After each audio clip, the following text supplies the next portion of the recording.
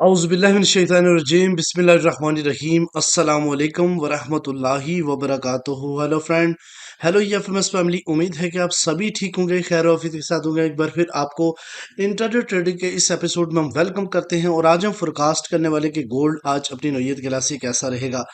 आज हम देखेंगे ऐसा कौन सा इवेंट है जो कि मार्केट के ऊपर असर अंदाज सकता है। इसके अलावा सीपी ट्रेड के ऊपर बात करेंगे और फाइनली गोल्ड के डिफरेंट लेवल जहां से मिलने वाली है आपको बेहतरीन बाय या फिर इंतहा आप करोगे बेहतरीन सेल का। जुड़े रहे हमारे साथ, मैं हूं इरफाक अहमद साकी और आप देख रहे हैं EFMS ट्रेड। मिलते हैं इस ब्रेक के बाद। वेलकम फ्रेंड, अगर आप न्यू हैं और अभी तक आपने हमारा चैनल EFMS ट्रेड सब्सक्राइब नहीं किया तो सबसे पहले चैनल को सब्सक्राइब कर लें, बेल आइकन पे क्लिक कर लें ताकि रोजाना की अपडेट आपको मिले, उसी टाइम वीडियो देखें और ट्रेड को प्लान कर सकें। इसके अलावा गाइस, हमारा प्रीमियम और स्विंग का हिस्सा बनने के लिए आप हमारे इस नंबर पे कांटेक्ट कर सकते हैं। हमारी टीम आपको गाइड करेगी कि आप किस तरीके से फ्री में लाइफ टाइम हमारी प्रीमियम और स्विंग का हिस्सा बन सकते हैं। इसके अलावा सिक्स्थ बैच की इनरोलमेंट के लिए भी आप हमारी टीम से राब्ता कर सकते हैं। अब गाइज आते हैं मेन पॉइंट पे। आज की, चूंकि आज है फ्राइडे और फ्राइडे हमेशा रिस्की डे होता है, आपको भी पता है। मार्केट काफी ज्यादा जो है ना मैनिपुलेट कर सकती है, स्पेशली यूएस सेशन के बाद। तो आज 2:30 के ऊपर दिन के FOMC जो है ना वो मेंबर वॉकर स्पीकर को खास नहीं है। 6 बजे जो है ना वो अपना कंज्यूमर सेंटिमेंट्स का डाटा है और इन्फ्लेशन एक्सपेक्टेशन का डाटा, मीडियम इम्पैक्ट डाटा। आज आपको दो बातें तो माननी पड़ेगी अल्हम्दुलिल्लाह।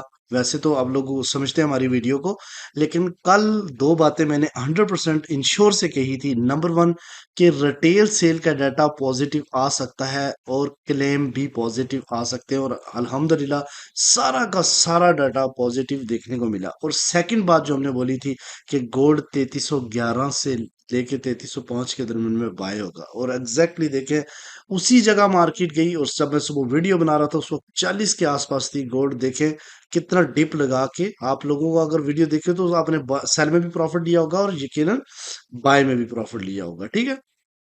और अगर आपने प्रॉफिट लिया तो कमेंट सेक्शन में अपनी राय का इजहार जरूर कीजिए कि कल आपने कितना प्रॉफिट बनाया। अच्छा, अब हम चलते हैं जनाब आज के सबसे पहले सीपी ट्रेड के ऊपर। तो गाइस, मैं आपको बताता चलूं कि इस वक्त DXY की कंडीशन थोड़ी सी ठीक नहीं है, जिसकी वजह से गोल्ड आपको फ्लाइंग करता हुआ नजर आ रहा है। और यहाँ पे गाइस मैं आपको बताता चलूं कि 3339.7 आज का सीपी है। मार्केट इसे ये कैंडल ऊपर क्लोज कर रहा है और पिछली वाली एग्जैक्ट इसके ऊपर क्लोज, ये वाली ऊपर जा रही है। लेकिन अगर ये ऊपर ही क्लोज रहती है तो फिर हम इसके रीटेस्ट के ऊपर जो बाइंग करेंगे, पहला टेक प्रॉफिट जो है ना वो 3349.8। और यहाँ से अगर मार्केट थोड़ी सी पुल बैक करके इसको ब्रेक करती है तो मार्केट आज आपको 3369 और 3374 के ऊपर जाती हुई दिखाई देगी, ठीक है। इसके अलावा गाइस, अगर M30 से नीचे क्लोज होती है तो क्या होगा फिर, जो है ना रीटेस्ट के ऊपर सेलिंग की तरफ जाएंगे। पहला take profit 3330.7, market pull back करके इसको ब्रेक करती है तो फिर मार्केट अगेन जो लास्ट लो लगा हुआ है उस तक आपको जाती हुई दिखाई देगी। और लास्ट लो जो है ना वो आपको भी पता है कौन सा है, 3309 से लेके 3300 के एरिया तक। अच्छा, अब हम चलते हैं जनाब DXY को देखें तो गैप डाउन से मार्केट ओपन हुई है। ट्रेंड जो है ना इसका H1 के ऊपर बेरिश हो चुका है, बट H4 के ऊपर स्टिल बुलिश है। तो यहाँ बेरिश आप कह सकते हैं कि H1 के ऊपर बेरिश है, क्योंकि मार्केट जो है ना वो हायर, फिर हायर लो, फिर रिजेक्ट हो गई है और गैप डाउन से भी ओपन हुई है। अब सिनेरियो क्या है कि जितनी मूव मार्केट ने DXY ने लास्ट लो लगा के अपसाइड की तरफ लगाई थी, ये इसका रिट्रेस, ये दो वाले लेवल बनते हैं काफी इंपॉर्टेंट है। 9.98.1 और 98.3 के मार्केट इस तक आए और फिर यहां से पुल बैक करे। अगर मोर एवर गई तो फिर इस जोन तक, ये डिमांड जोन जो है ना इस तक मार्केट आ सकती है और यहाँ से अपसाइड की तरफ मूव कर सकती है। यानी यूएस सेशन से पहले DXY आपको गिरता हुआ दिखाई देगा और यूएस सेशन में खुद को ये इंप्रूव करेगा, ठीक है। अब हम चलते हैं गोल्ड के ऊपर। तो गाइज मैं आपको बताता चलूं, जैसे सीपी आपने देख लिया, अब हम चलते हैं डिफरेंट टाइम फ्रेम के ऊपर बात करेंगे। सबसे पहले डेली के ऊपर डिस्कशन होगी और डेली के ऊपर आपने चीज को समझना है। सबसे पहले क्या समझना है, अब देखिए तो मार्केट जो है ना वो एक सिमेट्रिक ट्रायंगल के अंदर है, जिसमें रेजिस्टेंस जो है ना वो भी डिसेंडिंग पे है, और आपकी सपोर्ट जो है ना वो भी असेंडिंग पे है। तो जो रेजिस्टेंस डिसेंडिंग और सपोर्ट असेंडिंग में हो तो ऐसे सिमेट्रिक ट्रायंगल बनती है। और सिमेट्रिक ट्रायंगल के अगर अंदर मैं थोड़ा गौर करूं तो यहाँ पे देखें तो रेजिस्टेंस जो है ना वो एक लाइन में है, बट सपोर्ट आप जो है ना वो असेंडिंग का, तो ये ascending triangle inside the bar बनी है। तो इसका मतलब है कि मार्केट अगर यहाँ से थोड़ा सा नीचे आती है, जितना अपसाइड की तरफ से रिट्रेस, तो ये वाला लेवल बहुत ही ज्यादा इंपॉर्टेंट है 3322 का आज के दिन बाइंग करने का। और अगर ये यहाँ से मार्केट अपसाइड की तरफ उड़ान बढ़ती है तो यकीनन मार्केट इसको ब्रेक कर सकती है, और फिर जो है ना एक नया स्पॉट हाई लगा सकती है 3311 का। तो ये आने वाला रूट मैंने आपको बता दिया डेली के ऊपर, ठीक है। अब हम चलते हैं आ, अपना H1 के ऊपर। तो H1 ये है आपके सामने H1 स्टोरी।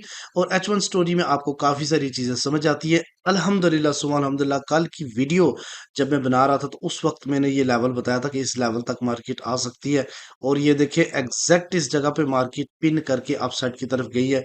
और अगर आपने कल इस पे मेरी लाइव में मैंने ये बताया था कि ये लेवल जो है ना काफ़ी इंपॉर्टेंट है, इधर से ही बाय कीजिएगा।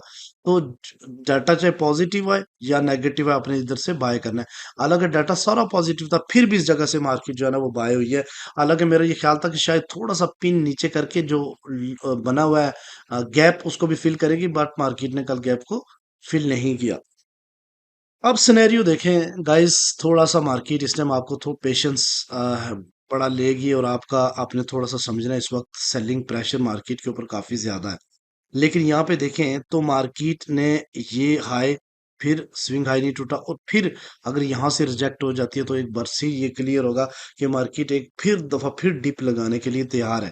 अब जरा बातों को बड़ा गौर से समझना है कि मार्केट अब अगर आप नीचे आती है, ये गैप फिल कर सकती है, और जितना मार्केट ने यहाँ से उड़ान भरी और यहाँ तक गई, उसका ये फिफ्थ रिट्रेसमेंट एरिया बनता है 3330, 3326 और 3322। ये वाले लेवल गोल्डन लेवल है, और ये काफी इंपॉर्टेंट है आज के दिन बाय के लिए। यहाँ से मार्केट लाजमी थोड़ा डिप लगी लेगी, और इन एरिया को टच जरूर करेगी, और उसके बाद अगर मोर एवर नीचे आती है तो फिर आप को जो लेवल्स हैं वो मैं थोड़ा सा यहाँ पे मेंशन कर देता हूँ। एक मिनट दीजिए।